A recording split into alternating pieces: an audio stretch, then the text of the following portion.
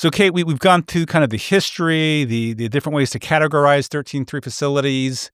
And between you and me and other people probably listening, this makes sense. It's important to use them when the crisis hits. But there are some listeners out there who wonder, what business does the Fed have getting into all these other markets, right? Shouldn't the Fed just stick to treasuries? Is that really the Fed's job doing credit policies? They would call it credit policies. Um, so how do you respond to that? People who get kind of worked up. I mean, we have good friends who have this view. How do you respond to that?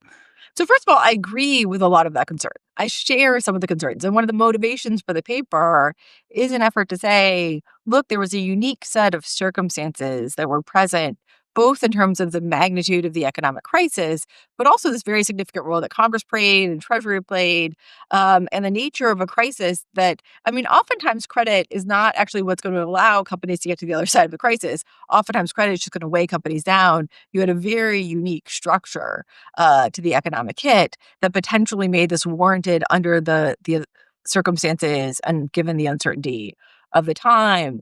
But actually, I do think a little bit of wariness over how much of a role the Fed ought to be playing in this regard is actually part of what's motivating the paper.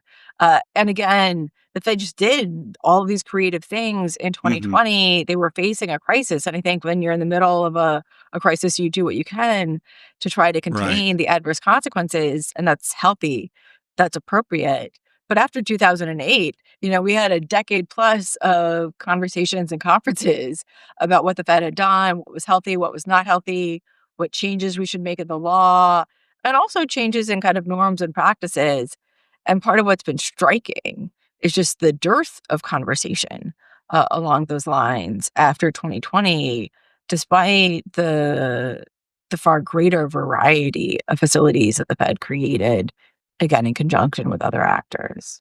That's a great observation because if I look back, I definitely remember lots of conferences and conversations after 2008, right? Because that's when the Fed first went and got mortgage-backed securities. That was like crossing the Rubicon of sorts for the Fed.